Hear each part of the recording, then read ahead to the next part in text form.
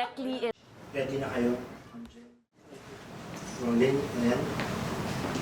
Ready? Camera? Quiet on set. Anytime. Good afternoon, Jen. Hello, good afternoon, Mookie. I'm happy to be here with you again, Jen, to talk about your novel. Thank you, Mookie. I'm glad that the poet in you have this novel as a resonance to you as a poet. Well, for many reasons, that's true, but also because she is herself a poet. Yeah, right? That's true. So it's nice to be able to talk to you today about the latest version of your book. Can you tell us a little bit about it? It came out in 2010 from CNE Publishing, and it was the culmination of my PhD in literature. And I'm remembering right now at this very moment, April 28, because I think tomorrow is his birthday. My mentor, Dr. Isaganik R. Cruz, who was the one who championed this novel. And of course, my mentor, National Artist for Literature, Dr. Cirilo F. Bautista. And then 2020, 10 years, I thought of coming out with this edition with Balangay. During that time, already making a big name as independent publishing house in the Philippines. So I thought it was perfect for Balangay. And this 2026, I'm grateful that it will come out in English translation with Fidesa Literary. So the word is simply grateful. And of course, my translator, my brilliant translator, Miss Ana Margarita Nunez, who did a wonderful job with this version. And it really was a wonderful job. When I was reading it, I actually felt grateful that I was chosen to do the interview because it was really a revelation to me. I was going through the language and so much was at work in the novel. I felt like you were doing so many things with it.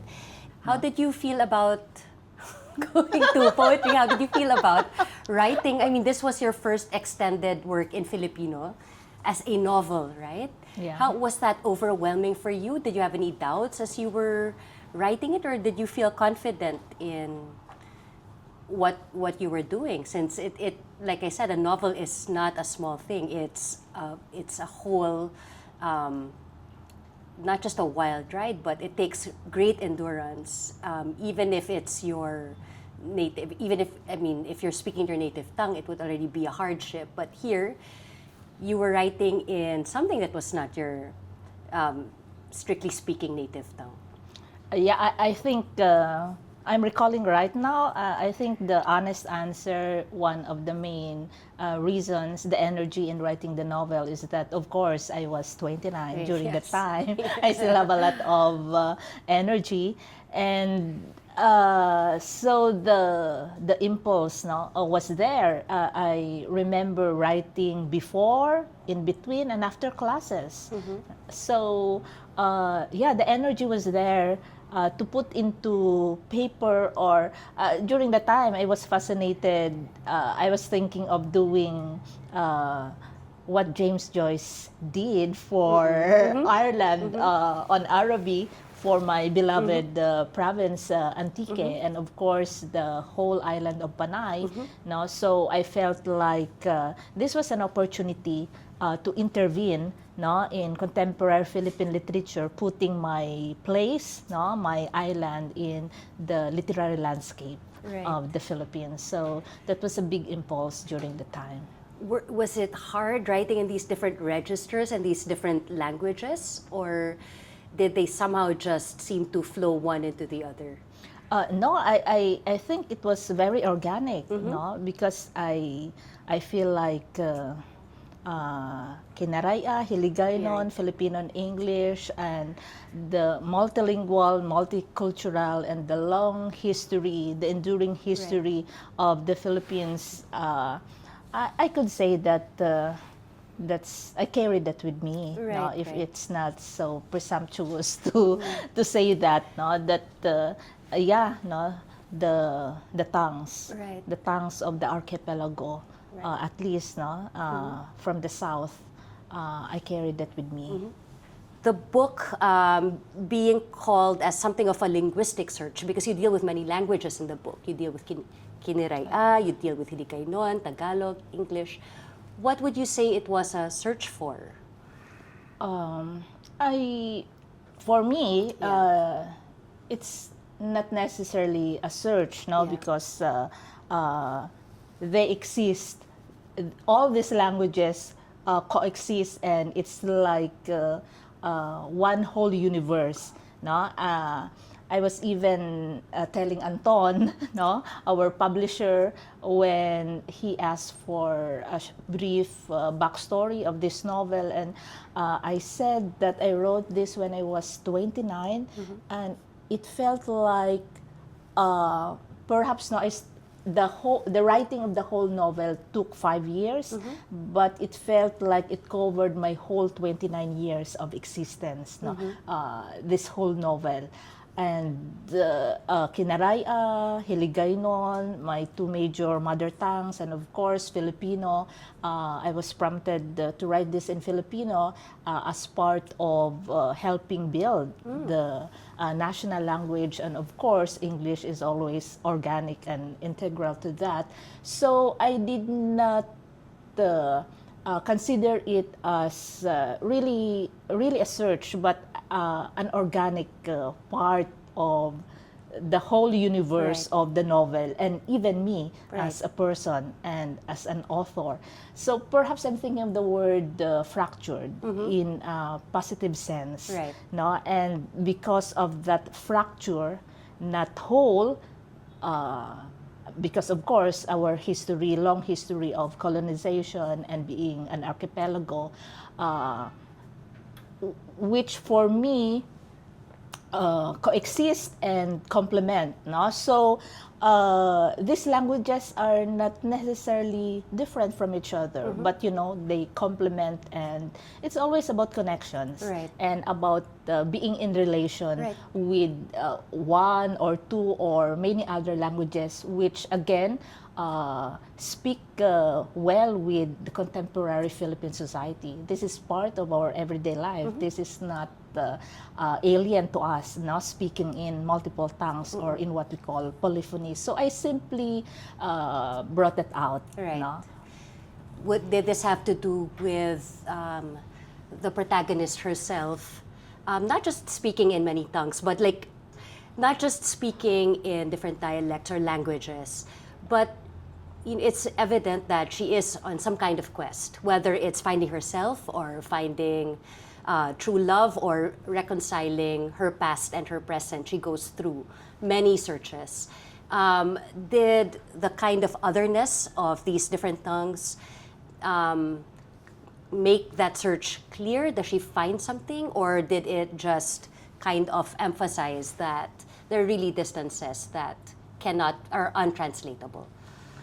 When I think of distance and difference when it comes to language, class, race, that figures prominently, dominantly, no, in this novel, I think of them as, again, always in connection, always in relation. Right. I was thinking of the other not as someone or something entirely different, but just another world or another Right. universe, Right, no? right. And so therefore, even translation Right. and my own experience with translation, it brought me to that insight that it is always an expansion, because there are complex details or complex realities that actually in the process of translation, for instance, are made clear. So in the novel, Sadyah has 3 lovers, no? A Filipino-Chinese, a Filipino-Muslim, and an Indian expat, no? Studying here in Manila. And when I wrote this novel, my main concern during the time was representation, because contemporary Philippine literature, both in English and in Filipino, are predominantly populated by, let's say, the Hispanic breed, no? Our Ilustrado. So this was my opportunity to represent or demonstrate, no, that multicultural, that multilingual contemporary Philippine society. So that was my, I could say, obsession during the time. And of course, in hindsight, I'm just glad that it resonated with more or less many readers, no, since it was published in 2010 and 2020. So yeah. Okay. So we dealt with otherness, the different forms of otherness that take place. Our protagonist is from Antique but lives and makes a living in Manila. You talked about her having lovers across different classes and backgrounds. Do you think that the character, our protagonist, ever closes that gap between herself and the other? I think that's not really my concern then, even until now. And that's why the title, Lumbay ng Dila, or The Melancholy of the Tongue. When we were thinking of the English translation, we really thought that the apt word is melancholy more than sorrow. No? Because melancholy, you know, it's also an atmosphere. It's also like a cultural thing, a temperament, a sensibility, more than sorrow. And yeah, for me, the difference, the distance, the other is generative of recognition. Yeah. We get to know more about ourselves because of the other. No? So in the case of Sadyah, I think the search for truth, because there are at least two levels of searches here. No? So first, she's interested in finding if her grandfather, as the reason for her childhood pain or trauma, no, caused by bullying. She was accused that her grandfather is the murderer, no, of the local hero of their place, no, that is Antique, my real province, a real place. So she was obsessed in finding the truth, no, about her grandfather. And on the other hand, about her parents, no, both former revolutionaries. So the search for love, no, and of course the search for the mother-daughter relationship here, which is a dominant theme, no, in the novel. So the novel moves forward through her three romantic relationships, and made complicated by, of course, no, ancestral memory. There's a lot of myths here, a sort of retelling, but at the same time gives characterization to Sadyah and the family, at the same time the place, and for me, for the whole nation, Philippines, from a very localized point of view, which is not yet, that has not yet been written in Philippine history, for instance, now, because there are many local histories here. At the same time, narratives, no, on local politics that have been shadowed or overshadowed by the grand narratives of, say, the martial law period, primarily focus on narratives from the center, that is Manila, for instance. And it's only being called to our attention or consciousness that this was nationwide. All the atrocities we were experiencing in the so-called center were happening everywhere. So you mentioned that there's a local hero. I'll go off script. There's a local hero here in your novel that you talk about. Is he based on, harking back to that period, is he based on anybody real? Yeah, no, and the novel has announced that, no, will be Javier, no, our martyr because of the first Marcos period, no, or regime. But the concern of the novel was on the other, actually, no, because interestingly, Mookie, during this period, before I wrote this novel, I have already written a collection of stories. Right. You know? So I was really intrigued, and this really struck me. One comment from a reader coming from Mindanao, who said that, Jen, most of your characters are good people. You are always writing about good people, and that really struck me. You know? So when the opportunity to write a novel, I was very mindful that this novel will be a meditation on evil. No, the evil not only as the other, but also as an organic part of us. No, that I should get to know the evil. Yeah. Because the world is crazy and Right. terrible. So I should acquaint myself or be more or less, can I use the word, comfortable Right. with evil, and I should get to know the evil. So that's why the energy of the novel was geared towards finding out the truth from the point of view of the one who was accused of murdering the local hero. And that's the one, strategically, Right. that's the one I use to fuel the problem or the trauma of the character Sadyah. And Right. that's why her name is Sadyah, which means joy or happiness in my mother tongue, Kinarayan Hiligaynon, because, quote unquote, she has a fuck up childhood. Right. No? She has a tragic childhood. So the name functions as a reclamation, a Right. redemption, because it's ironic or a paradox that she is named Sadyah, but her life actually is one whole tragedy, Right. from the grandfather to the parents, and of course, to the story of the whole nation. The personal, Right. via Sadyah, Right. as an embodiment of the bigger issues, the political and the historical story of a nation. Right. So would you say then that she is a stand-in for the nation? In a way.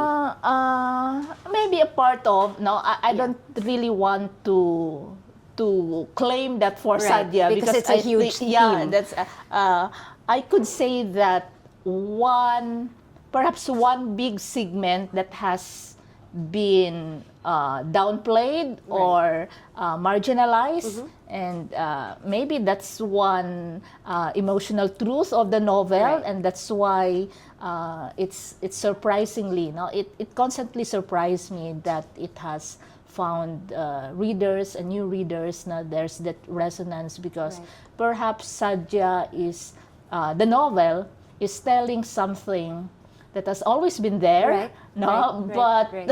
we have not really openly talk or discuss about, like a woman having agency. One thing that surprised me when this novel came out was that, oh, Jen, your novel is very sensual. Your novel is erotic. No, when you browse, when you do online research, Right. there are Google, Right, Goodreads Right, review, right. and there are many who enjoyed reading this for being erotic, but there's also the cringe part.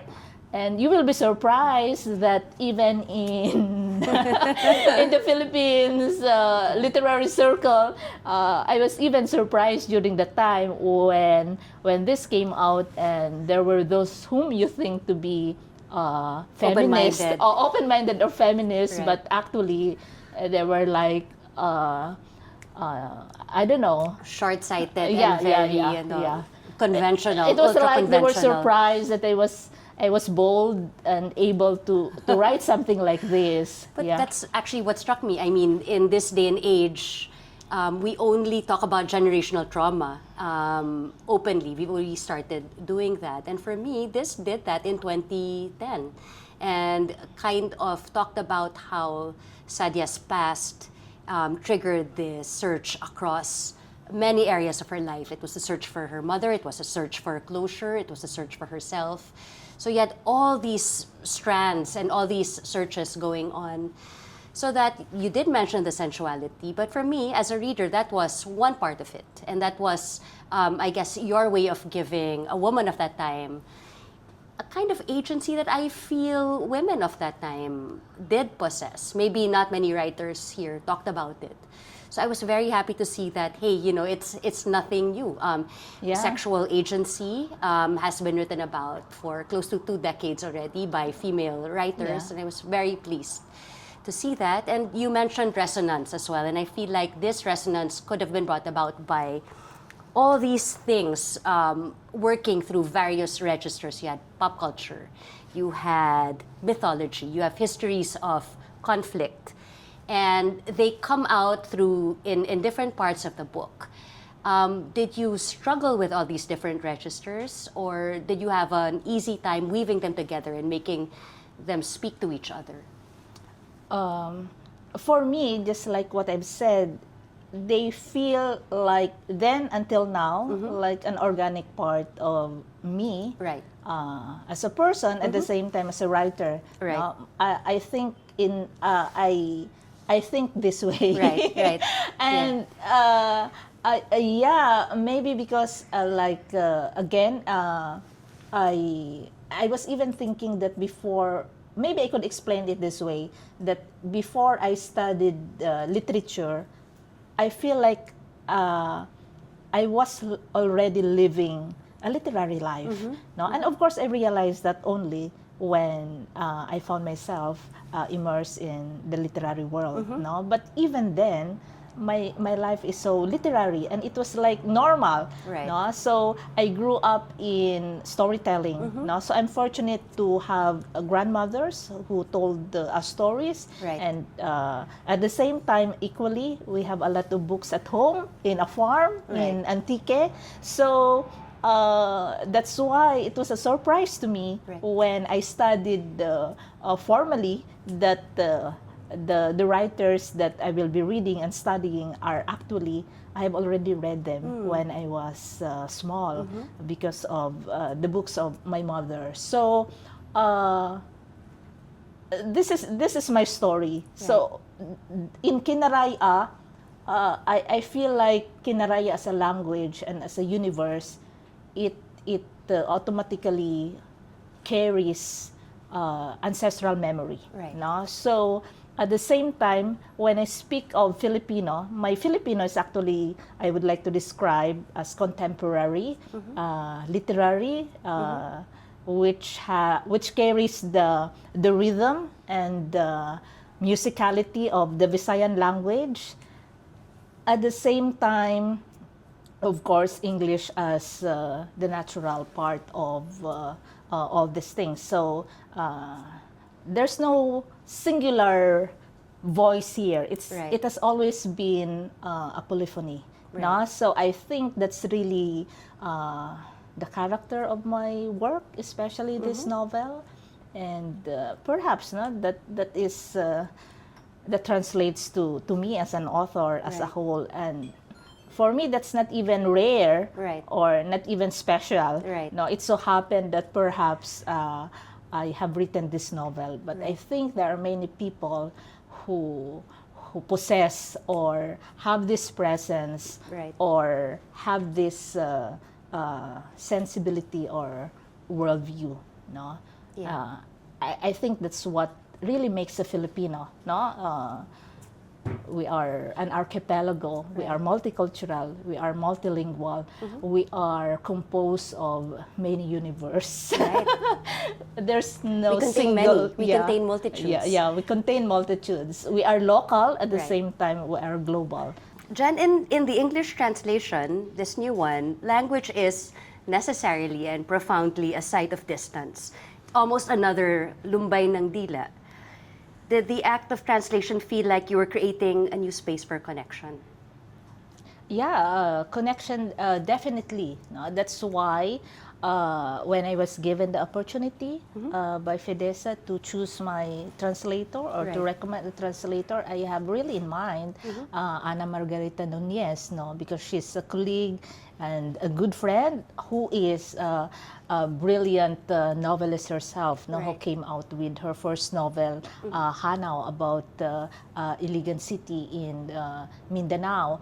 And she has the competence both in Filipino and the English language, and I believe she can translate when we speak of translation, it's not only lexical, right? You also translate sensibility, the rhythm, the culture. So I found that in Anna, and I'm glad. No. Okay. So she really understood the character. Yeah, I was impressed, no?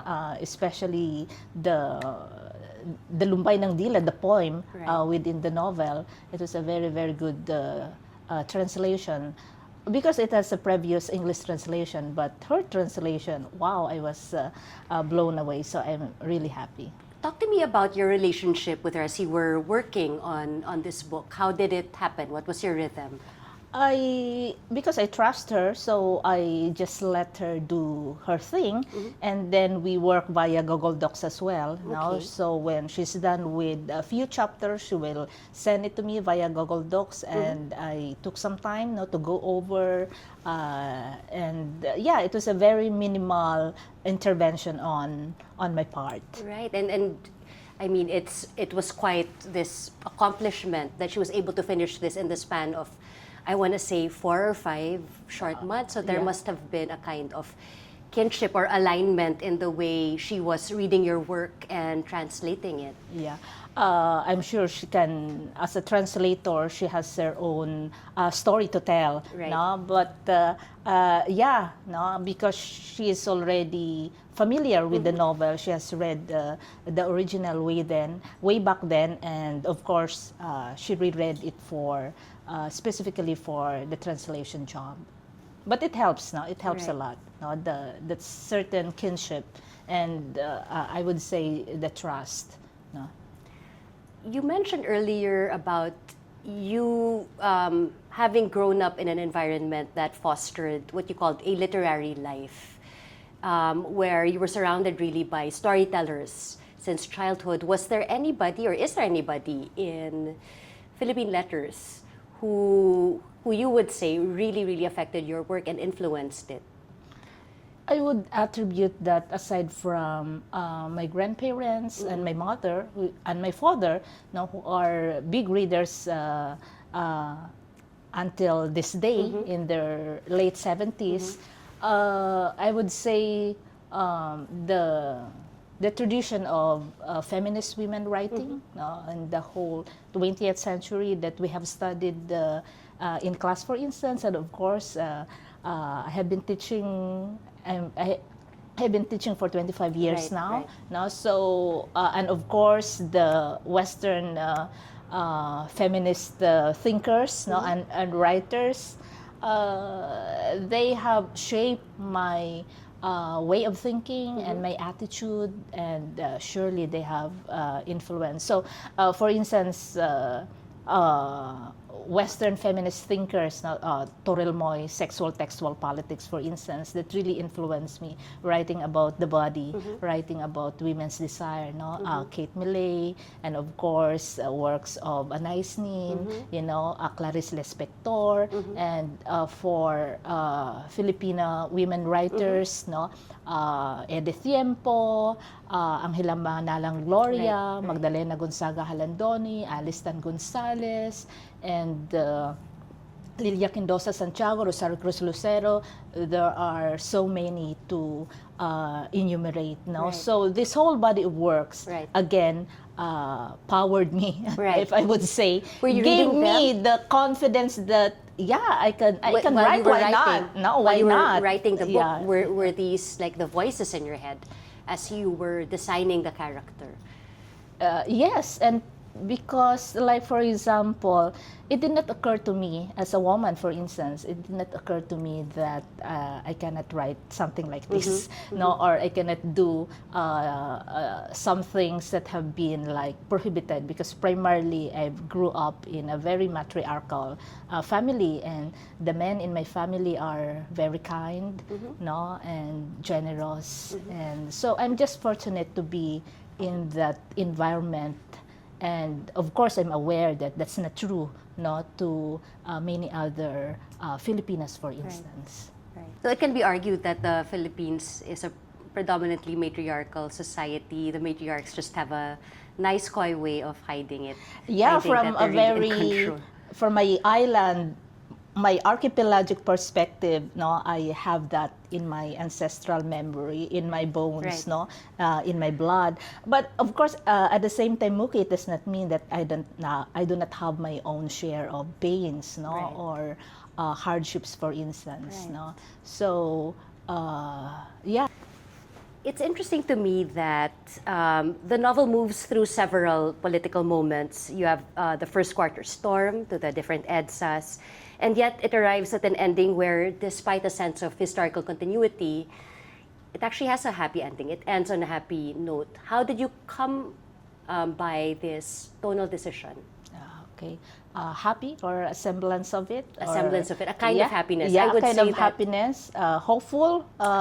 satisfied, Yeah, content. because I think that is earned by Right. Sadyah. No, Right. just like what I've said, her name means happiness, but it's an irony. No, Mm-hmm. throughout the novel, it's an irony. Her name is an irony because her whole life is a tragedy. So I think she deserves satisfying, Right. more or less hopeful ending, which for me actually is also a kind of historical intelligence. No, hope and happiness as forms of survival.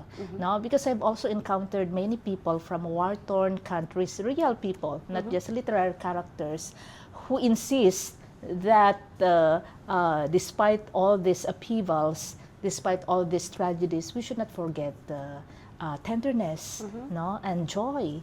So for me, we deserve it, and because literature should be better than real life. So if literature is already tragedy and real life is tragedy, no, I want my novel to offer some tenderness, no, some joy, no, and because I'm always into possibilities.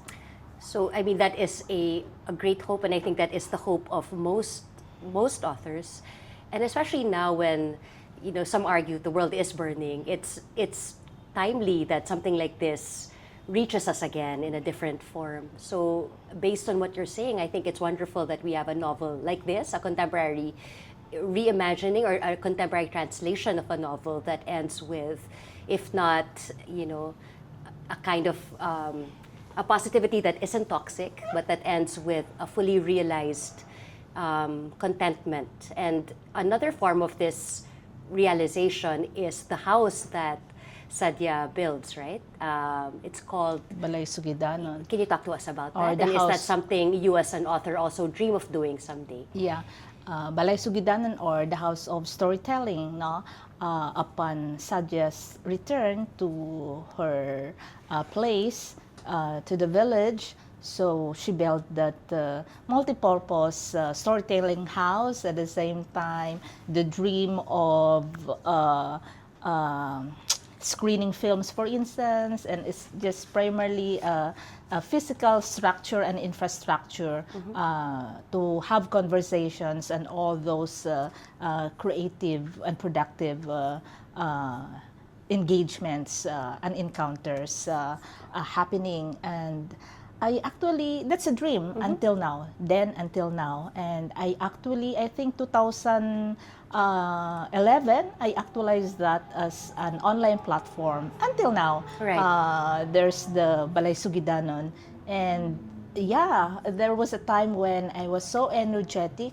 I blog every day, and I even invited overseas Filipino workers from different parts of Right. the world to write, to tell stories. Right. Because I was imagining it as an online platform where Filipinos in different tongues, especially in my mother tongues, no, can gather and tell stories. So it happened, no, and until I realized that it's a full-time job. Right. And I have been receiving messages as well of asking for help, asking Right. for scholarships. So I was like, it occurred to me that I might be sending a certain signal that I cannot afford or I cannot deliver.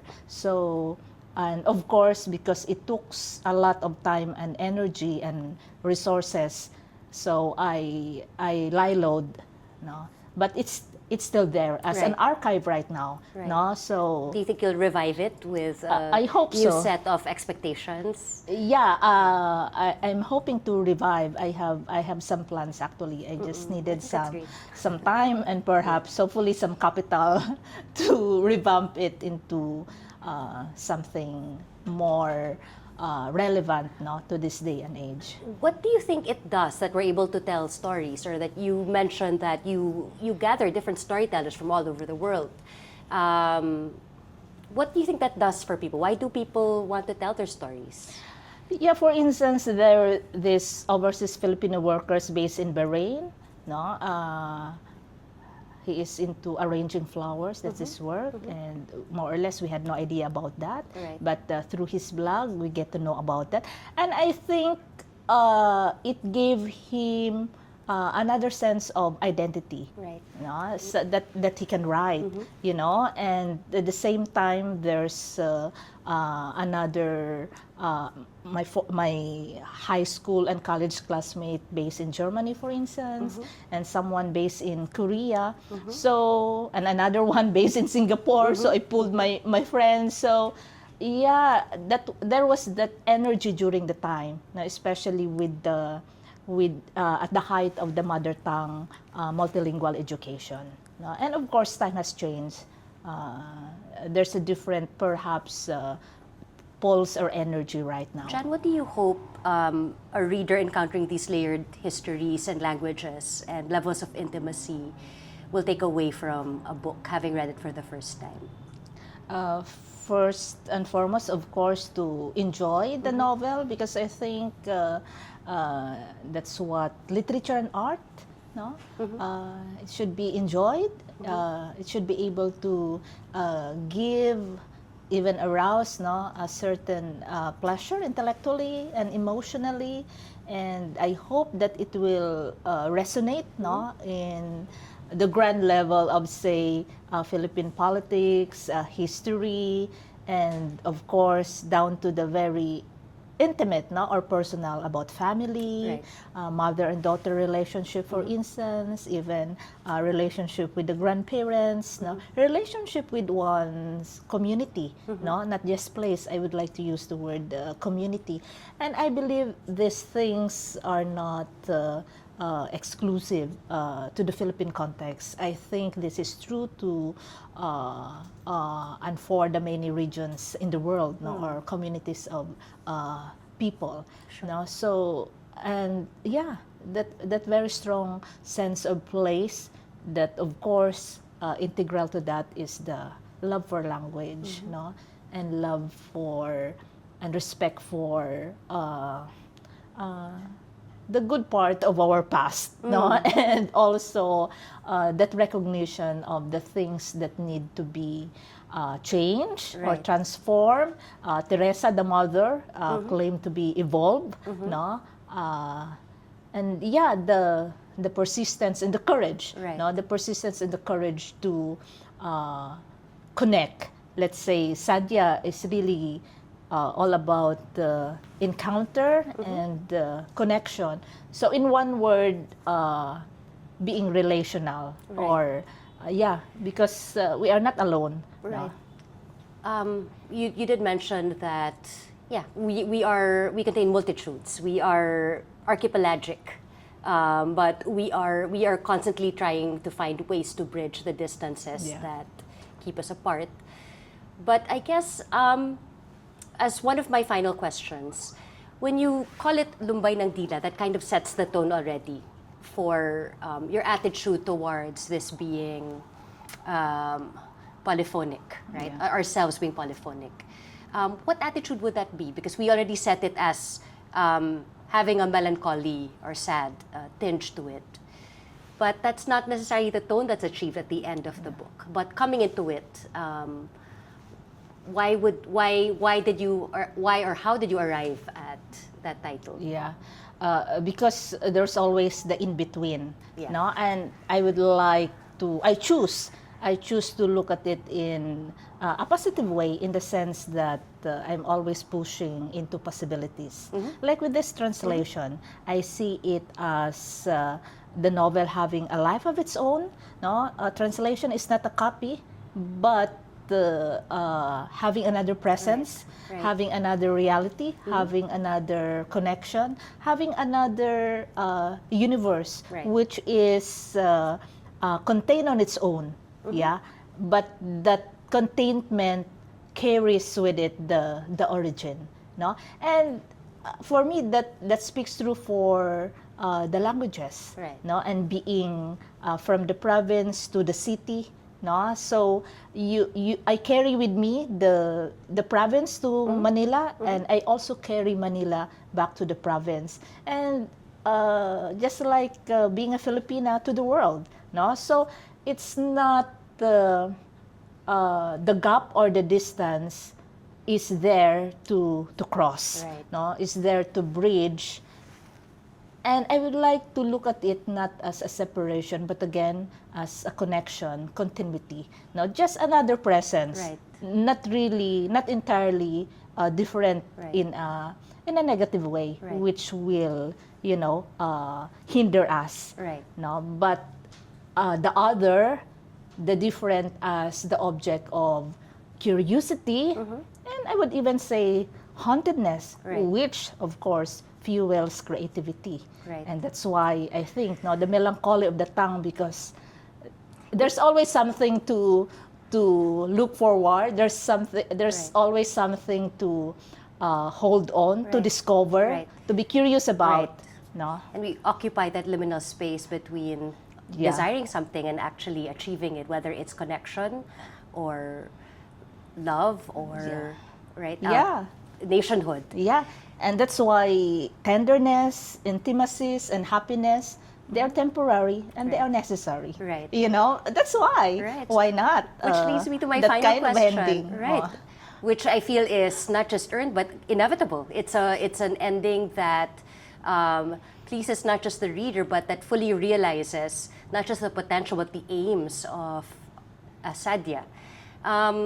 As a final question, a lot of people have said that parts of the book are autobiographical. Can you confirm or deny these friendly allegations? Okay, yeah, I know that's coming, no? And let me answer it this way, that I realize, and I will not hazard this as really as an advice, no, to young writers, because that question also always come up on what advice can you give, no? So this is not an advice, but this is more of an insight that I think I would like to share. That when you write a novel, especially, I think it's good to veer away from the personal. Although we were taught that you always start from what you know. Right. No? So in this novel, I started from what I knew, and of course that's the me, no. But right now, when I think about that, what is the personal there? What is the autobiographical? I think it's really the emotional truth. No, the emotional truth of let's say the search for truth, no, the love for family, the love for country, and of course the desire. No, I was 29 during the time, Mookie. No, so yeah, no, I was into self-actualization and yeah, enjoying. I would say that I was a very good student, but at the same time I live a life, Right. and until now I'm into work-life balance. No, so I think we could end it that way. Which is also a form of literariness. That balance Yeah. is in itself, and finding that balance is indeed literary. But thank you so much, Jen. Thank you also, and I wish Mookie. you all the best for this book. It's a beautiful book in and of itself. It's a beautiful translation, and I am certain that it will reach corners far and wide. Thank you for your kind words, and thank you for My joining pleasure. us. My and pleasure. We are really grateful for your time and energy and intelligence as well, and of course beauty. Thank you. Weird. Nakakatawa yun. Thank you, guys. Sorry, pakat na lang. Thank you. Yeah. Pag-launch, invite niyo ako sa launch. Sige, tapos Talk back na. tayo sa pagmula ng book, paglabas.